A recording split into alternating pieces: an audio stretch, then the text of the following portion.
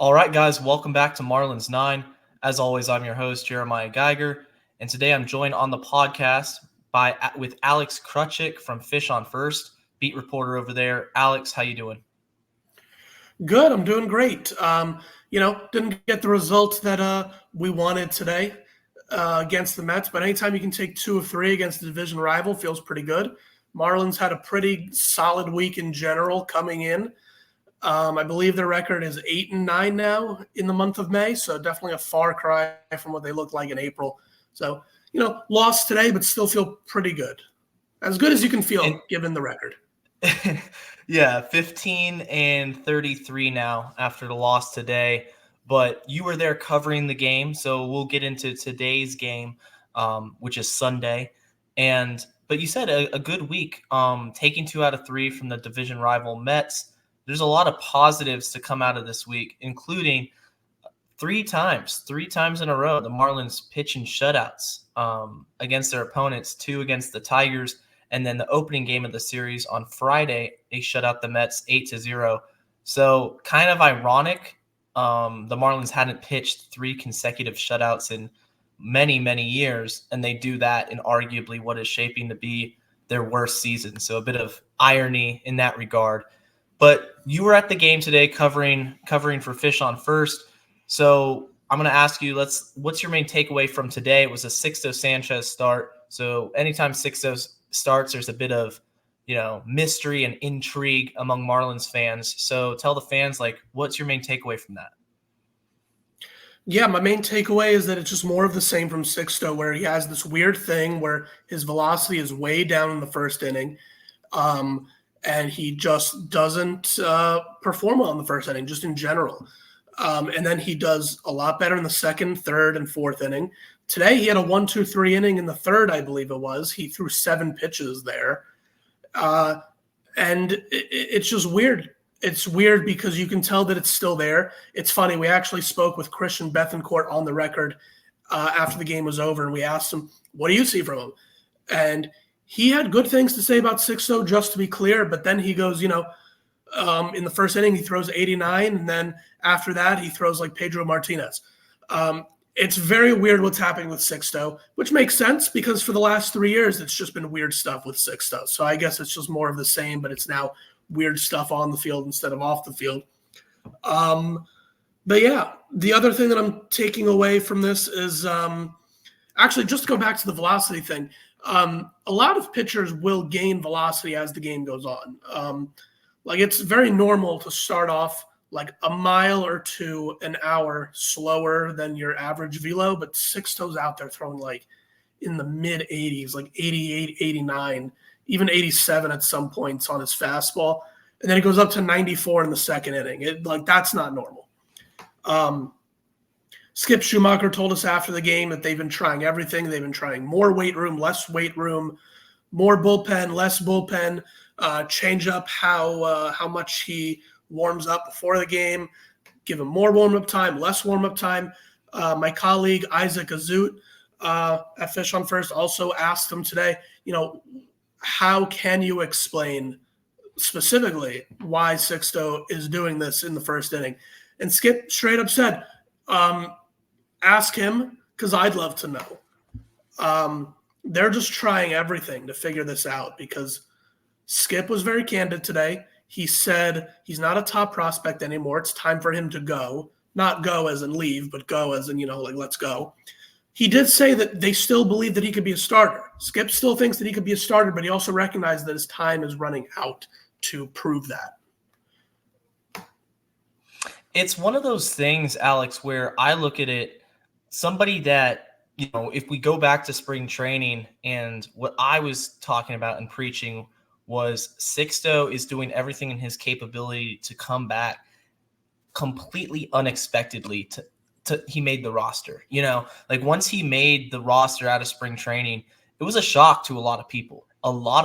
I think Craig Mish was one of the guys who was, doubted him. Like a lot of people doubted him, and rightfully so. He hadn't pitched meaningful innings. He pitched 1 inning in a minor league rehab start over the last 3 years. The guy was dead in the water, his career was completely, stripped away, and all of a sudden it's resurrected like the phoenix coming back from the ashes.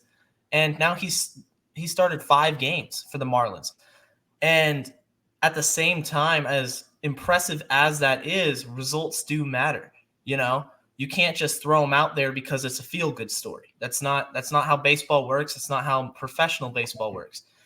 And with Sixto, you mentioned the velocity jump. I mean, just watching the game, I was watching, and you see a fastball at 90 miles an hour. It's like, what are we doing here? And then 10 pitches later, he ramps it up and hits 95. It's really strange. Like, I don't know really how to describe it other than it's a mystery, and it's an experiment that I am interested to see how much longer Miami is going to run out there, how much longer they're going to continue the Sixto Sanchez starting experiment, because in all honesty, it hasn't been dreadful. Like we saw after the first inning, for all intents and purposes, he shut down the Mets. Like, you take away that first inning, he had a solid start, but he's still not going deep into games, hasn't completed 5 innings. I mean, he's out of options. So if your only option with him is to DFA him, keep him in the rotation, or move him into a bullpen where there really isn't any room for him. I guess you could throw him in mop-up duty, kind of like Brian Hoeing was for a little bit. But that just seems like you're wasting a waste of a roster spot. So my takeaway from Sixto today, and really over the last few starts, is just the wait and see game. Kind of wait and see where Skip and the front office decides to go. Another positive, I'll go onto a positive route this time. Jesus Luzardo continued to really, really pitch well for the Marlins, coming back from injury. His second start back from injury, pitched 6 shutout innings. I mean, we're starting to see the old Jesus Luzardo. Yeah, it was awesome to watch. It's one of those things where you almost wonder if I'll never say that an injury is good for a guy, but in the sense of being able to just sit down for 3 weeks and have an excuse to go to a rehab outing against minor leaguers and just kind of get right. Because some guys, like, they just need the confidence boost. He has looked like a totally different pitcher. And by different pitcher, I mean different from what he's done this year. He looks more like what he did last year, if not even better. Yeah, he's looked amazing. I'm really glad that he was able to come out of, especially an elbow injury. You never know what a guy's going to look like after an elbow injury, no matter how severe it is. But he's come out looking fantastic. And it's huge for the Marlins in the front office, because they're going to have, a lot of callers, a lot of suitors at the deadline calling about Luzardo. Like, as impressive as he's looked the last couple of games, it makes you wonder with each start that passes, is this going to be the last start for him in a Marlins uniform? Because starting pitching comes at a premium in this league, and we know that Peter Bendix and company are embarking on this full-scale rebuild. It would shock me if Luzardo, who is probably the biggest trade piece they have on the pitching staff, apart from, Yori Perez, who's untouchable at this point, and Sandy Alcantara, who's injured. But with Luzardo, like, as he continues to just, come back from injury and really pitch like the Cy Young candidate I thought he could be at the beginning of the year, I mean, sky's the limit, and the potential for a huge prospect haul is even that much greater. So something to keep an eye on for sure as we transition into trade deadline season. We lost Alex for a second, but he's back, and there we go. So yeah, I was just saying with Jesus Luzardo, super important to see him continue to make these starts, not only for the Marlins currently winning games, but ultimately, if they decide to move him, the return is going to be huge. Yeah, I agree. this is unfortunately one of those seasons where it is all about individual performances. Who is going to be here next Yep. year to help for the future? Who's going to be traded away to also help for the future? Um, I, I think that Luzardo would be a great trade piece. Unfortunately, I think that he is fantastic, and I think that it would be great for the market to have a guy who's a Parkland kid. He grew up a Marlins fan. He's a hometown guy. But I also think that Peter Bendix is very cutthroat. He also has no allegiance to Luzardo. He has no allegiance to the team other than just trying to make them better. So I think that he would be a good trade piece for anyone who wants a guy with another couple of years of control, a guy who has been relatively healthy in his major league career, especially last year, and a guy who can go relatively long in a game when he's at his best. You mentioned the health. I was scared when the news came out that he had something with his elbow, had elbow pain, and was getting that checked out. I was scared it was going to be Tommy John. Like, I thought it was over, and just a horrible season got even more, more horrible, and the sky was falling. But luckily, it turned to be the complete opposite. So that was really good news to see him not go down with Tommy John. Yeah, it's one of those seasons where, like, anytime you hear of a player missing any time at all, you just get, like, flashbacks to, like, a month ago. I know it's not a long time for flashbacks to be happening, but, like, when they said, oh, actually, his elbow is pretty fine, it was just a little bit of soreness, he'll be back in a couple weeks. And that's, like, similar to what they said about Yuri Perez at first. Oh, he'll be back in, what is it, like 2 or 3 months, and then a couple weeks later they said it's actually Tommy John. So until the last rehab game that he pitched, Luzardo, I was still scared that something was going to happen, because something similar happened last year where Sandy Alcantara said that he was experiencing elbow soreness, and they said, oh, he might actually be ready to go for the playoffs. We're going to put him in a rehab game, and then he needs Tommy John a week later. So I feel like that in itself was a huge victory and a huge boost for this team, and I wonder if, like, just mentally and emotionally, it helped the clubhouse to know, oh, this guy got slightly injured and he's actually back in 3 weeks. You mentioned something kind of interesting to talk about. You said everybody in this season is focused on individual performances. That is the main reason to watch and build upon. Is who are we going to build upon for the upcoming years? Who, like guys like Otto Lopez, are they going to have a future? Otto Lopez, Vidal Brujan, Ryan Weathers on the pitching side. And that is kind of how I stand with this season as well. And not just for building blocks for the future, but who are going to be the trade pieces. Because as uncomfortable as it is, I think the Marlins ripped the Band-Aid off when they traded Luis Arias. Once Luis Arias was traded, and everybody kind of calmed down, myself included, about I don't like this. I don't think this is the approach. Could we have extended him? All this and that. All of that aside, what's done is done. You're moving forward and you're starting this rebuild. You have to trade away guys. You're going to have to draft. You're going to have to develop. But Luzardo's got to go. He's got to go. I think Jazz Chisholm will be traded. Whether if it's this deadline or next offseason, I think he's gone, foregone conclusion. So it's important to watch for improvement for not only the future years, but also the trade suitors this deadline. The bullpen, something that was a complete strength of the Marlins last year, has been completely the opposite this year, except Tanner Scott is kind of on a tear right now and is playing himself into becoming one of the most sought after relievers come trade deadline. So it's kind of ironic that Tanner Scott is playing himself into a big contract this offseason in the midst of a horrible Miami Marlins season. Yeah. So Tanner Scott becomes a free agent after this year. Yeah. After this year. I think that he should be one of the first guys to go. I think he should be the first one to go. It's a little bit difficult because on one hand, it's easier to trade away a closer, especially when you're not winning a whole lot of games. Like a couple weeks ago, they went a week without using them. You know what I mean? Right.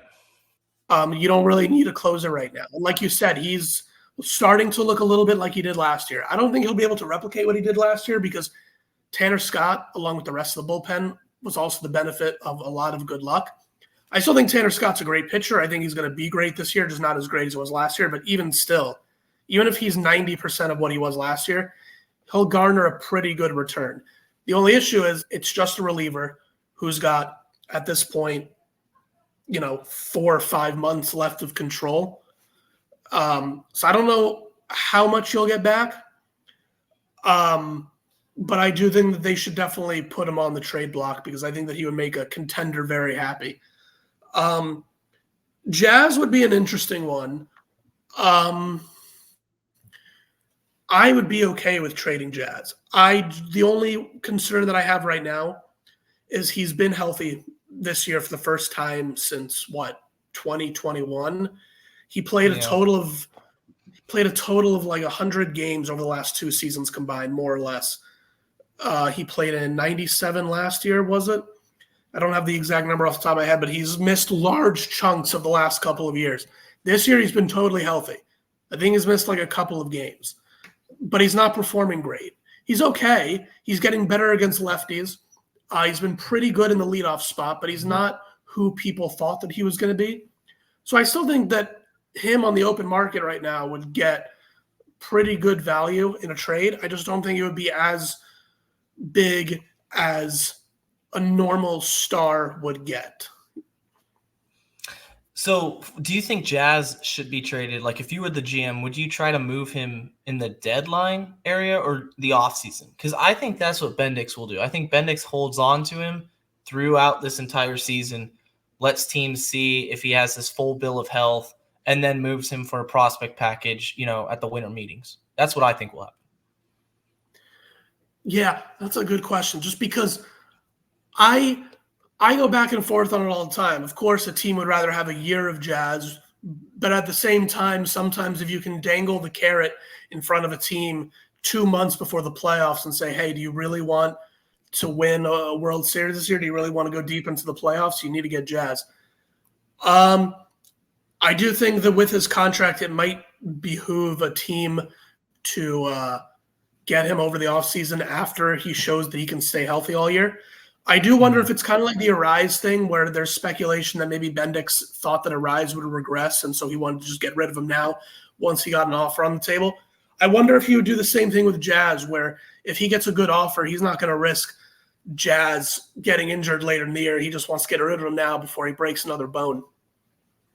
Yeah, I mean, because if you take another season-ending injury to Jazz this season, now you're looking at 3 straight years Jazz has been injured, and now you can officially stamp the mark injury prone on him as a player. And that's unfortunate because he is so talented and he really is one of the faces of baseball in terms of his personality and the flair and love for the game. He's very marketable. And I think his struggles this season, this is my personal opinion, I think you look at his struggles this season and you say how much of that is attributed to the situation he's in, the mentality he's in when you're 15, 16 games under 500. I think if you put him on a Dodgers team, or a Yankees team that's competitive, you're going to have somebody that is that much more energetic every single day to the ballpark, and those results are going to translate onto the field. Really quick, last thing about Tanner Scott. And this is the biggest fear I have when talking about Tanner Scott. If you remember, for all Marlins fans out there, if you remember a few years ago, Don Mattingly was managing the team still. Marlins had a closer named Kyle Barraclough. All right. Kyle Barraclough was having a tremendous first half, much like Tanner Scott. Didn't walk as many as Scott did, I believe, but electric high fastball. It was 96, 97. Hitting 98, he had really good wipeout slider, having a great first half. And there was one game towards the end of the, the trade season, as we're approaching the deadline, he's left in the game against the Tampa Bay Rays for, I believe, way longer than he was supposed to. I think his pitch count was north of 40. And the Tampa Bay Ray ended up hitting a walk-off grand slam against him. The Marlins blew a lead they had in the bottom of the ninth. It was at Tampa. Marlins lose the game. Barraclough was never the same after that outing. Never the same. His trade value after that game plummeted. And I mean plummeted. And that is what you have with Tanner Scott, is a very high-risk, high-reward pitcher. Right now, his trade value is not going to get any higher. It's not going to get any higher. He's a rental. He's a true rental. The walk rate is there. And that's scary because, like Barraclough, he is one bad outing away from getting you absolutely nothing at the deadline. So that's kind of my little story with Kyle Barraclough and comparing him to Tanner Scott there.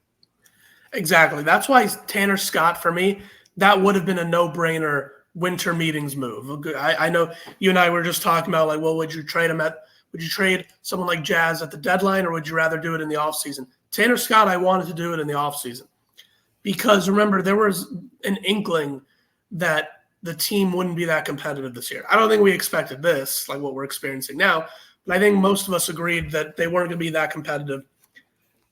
And I don't know how you feel about relievers, but I feel like relievers are extremely up and down. They're extremely hot and cold. And so with respect to Tanner Scott, this has nothing to do with Scott, just relievers in general.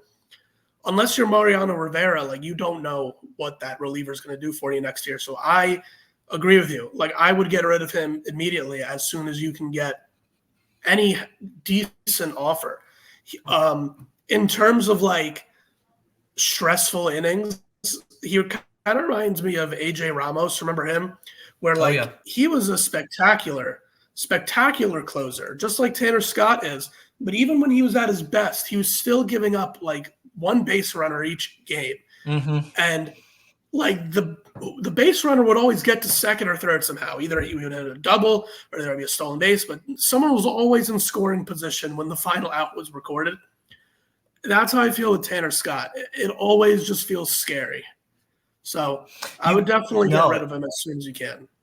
You got to. You have to get rid of him as soon as you can. I don't know if Bendix is holding out for a better offer. I mean, I would imagine that front offices are calling about him. They got to do their due diligence and start calling, especially on relievers, because you said it. Relievers are essentially expendable, I think is kind of what it boils down to. There's only a handful of true elite closers that get these major contracts, and even then they're not comparable to Mariano Rivera or Trevor Hoffman. Look at Josh Hader. Josh Hader gets this contract and promptly is having the worst start to any season he's had. So yeah, relievers, it's really tough. It's up and down. AJ Ramos, he got flipped at the deadline. I can't remember if it was the July or back when they still had the trade waiver deadline in August, but he got flipped to the Mets. And that was pretty much the wrap on his career. Once he left the Marlins, he pitched a little bit for New York, and then that was it. And that was somebody that was an all-star just the year before. That is how expendable relievers are and how short-term, the prime portion of a career for a major league reliever can be. So hopefully we see Scott get out of here soon.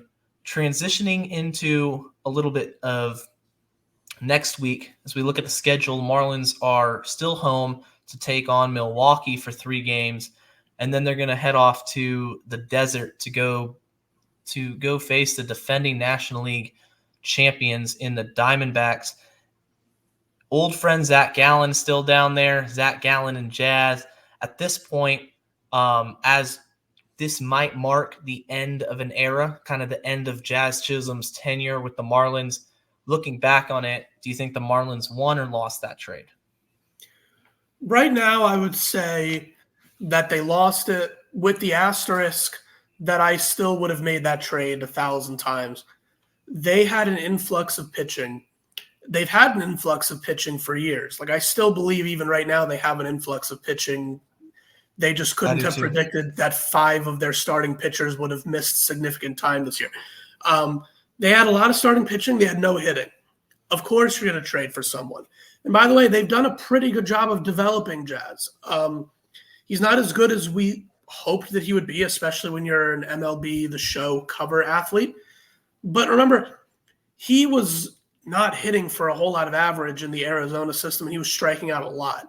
He still strikes out a little bit here and there, but it's not – I don't have the exact number of what he was striking out at when he was with Arizona, but it was something insane to the point where people were worried, well, if he's striking out that much down there, who's to say he won't do it again up here?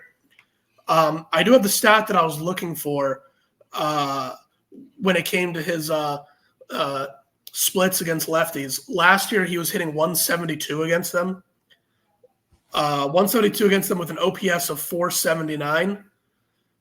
This year, against lefties, he's hitting 217 with an OPS of sorry, where did it go? He's hitting 217 with an OPS of 660. It's not great, but he's at least like he's a normal amount of bad against lefties as a lefty. He's not himself. atrocious. Right. Exactly. He's merely below average as opposed to – and remember, he himself is a lefty. So you have to expect that he's going to be a little worse against lefties than against righties. But he's just normal bad now against lefties, as opposed to last year where, like, you couldn't play the guy. Like, remember when Don Mattingly was here and he just straight up wouldn't put Jazz in the lineup against lefties? That's how bad it was. Now you can put him in there, leading off too. And so I'll give him that credit. He's gotten a lot better at hitting lefties. I'd like to know, Jeremiah, not to hijack anything, but how do you feel about him out in center field so far? I think it's been a good move. I think if you left him at shortstop, he was just so raw as at that position. And I think, dating back to last season when they made that move, of course he was still raw in center field. But let's be honest, being an elite center fielder, an elite outfielder, there's only a few guys that, you're never going to test their arm in the outfield. Like, you weren't going to run on Yoenis Cespedes, in his prime. Like, he could throw it you weren't going to run on Yasiel Puig. But in terms of speed and covering the ground needed, I think he's done a good job.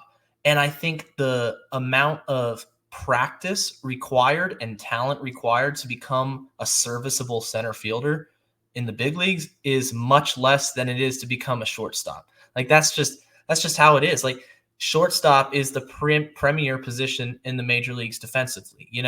Like when you're in Little League, the best kid goes plays shortstop. You put the fast kid in center field, and he's usually really athletic, and he learns to make plays. It's easier to catch a fly ball than it is to make these crazy backhanded plays at shortstop and whatnot. And the errors were going to continue to happen if you left him in the middle infield. So overall, I mean, you see the plays he's made, according to StatCast, like he makes phenomenal diving catches, like multiple I've seen this season. So I think it's been a success. Yeah, I definitely like him in center more than I like him at shortstop. I think shortstop, like you said, I think it takes away from your offense if you're not naturally good at shortstop. It takes away from your offense because of how hard he had to work just to get average, like become an average shortstop. At center field, I feel like by the eye test and also what I see on StatCast, it almost feels like he's taken a step back a little bit this year, but not by much. I think that sometimes his route running to get to certain balls isn't great. Exactly. Especially when it comes to running backwards. Now, I don't know if that's just him, and it's something that I can certainly ask him just because I want to give him a chance to defend himself now that I'm talking out loud about it, talking myself through it. I wonder if it has anything to do with his crash into the wall last year where maybe there was some sort of new instruction given to him that he's not 100% proficient with, or if he's just nervous about the wall out there. There was one ball today that fell like right.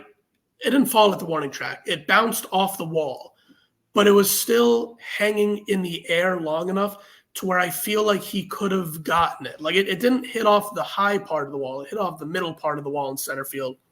And I feel like Jazz had plenty of time if he was an expert center fielder to have gotten his back up against the wall and caught the ball. But instead, he ran back there, turned his back towards the infield, and then like looked up towards the wall and let the ball fall, and then he played it off the wall. Was that in the first inning, Alex? I believe it was. It was pretty early in the game. Are you familiar with the play I'm talking about? Yeah, I remember watching it. I think it was off Sixto, like early on in that 4-run first inning. Yeah. And it wasn't a bad play. Like it wasn't. No, it wasn't. It was conservative. I don't believe the runner got an extra base out of it. It was fine, but a good center fielder, I feel, would have gotten the ball. Because again, it's not like the ball beat him to the wall. Jazz was there if he wanted to be, but he chose instead to let it hit against the wall. It's just nitpicky stuff like that. Like, it's not the worst thing in the world, but I feel like an elite center fielder would have caught it. But again, I'm not expecting him to be an elite center fielder after a year and a half. Not even a year and a half, because he only played 97 games last year and like 35 or 40 this year. So I'm with you, though. I do think it's been a success in center field. I do wonder, like, if they will transition him back to second base now that Arise isn't there. Because remember, the only reason they put him out there in the first place was because they acquired Arise. Now they don't have him. And that's exactly what I was about to bring up was, let's say he is traded, within the next calendar year before the offseason. What does the team that gets him, what do they do? Like, do they keep him in center, or do they transition him back into his original position? Like, that is going to be interesting, because right now the Marlins have left him in center, but I'd be curious to see what another team would do with him in that situation. That is a great question, because you also have to consider, okay, he's not great at center field. He's average at worst, and he's getting better. But if you trade for him, you're not really getting a center fielder. Like, you're getting the guy who can play center field, but also he hasn't played second base in over a year. 2 years, yeah. So how great is he at second base now? You're signing him purely for his bat and hope that he can be a good fielder, but his bat hasn't been quite good enough to sign him for just his bat. And the defense still has question marks. So I wonder if there are teams that are hesitating to trade for him because they don't know what they do with him. Because it's a mystery. It's like, where do you play him? And then is his bat going to play up to everything that he portrays, being the cover athlete and being this superstar persona? Like, is he going to hit for average? Is he going to continue to hit for power? Like, there's a lot of questions. Exactly. I do like your point that you made before where, like, would he do better in a different environment? Because as we saw in that interview that he gave, I'm forgetting who the production company was, but the interview that I'm talking about. Yep. Where he went all in on his former teammates from the Mattingly era. We've seen that he, of all people, is really impressionable in terms of like where he plays. Like, there's some guys that are like, oh, I don't care where I play. I'm just here to do my job. Jazz is definitely the kind of guy where, like, his environment affects him. So I would be interested to see, like, what would he look like as a Yankee or as not as a Dodger, because Miggy Rowe is still there, but as a Texas Ranger, it would. That would be hilarious. I would root for that any day of the week. Like, I don't want to get rid of Jazz, but if they trade him to LA, I would love to see what would happen. Yeah, like, can you imagine, like, you're in Los Angeles, you're in one of the biggest sports markets of the world, and then you have Jazz, who is born for that market, and then Miggy Rowe, and they're on a super team, like, with Shohei Ohtani. Like, that would be something. That would be incredible. Yeah, that would need to be a reality show. They would need to bring back. Do you remember the franchise from the first season as the Miami Marlins? They would need to bring that reality show back. Yeah, it would be a necessity at that point. But Alex, I want to thank you for coming on the podcast. It was a really good conversation. I'm just about to wrap it up here, approaching 35 minutes. Really good Marlins talk. Really good talk. Yeah, of course. Thank you for having me. Yeah. So next week on the podcast, we'll be talking to Alex Carver from Marlins Minors Fish on the Farm, doing a full farm system breakdown. So really looking forward to that. If you're watching on YouTube, don't forget to subscribe, like, and share the podcast. It's on Apple and Spotify and everything. Alex, once again, Fish on First. Go follow their content over there, guys. One of the best media coverage, professions out there for Miami Marlins coverage. And as always, let's go Fish.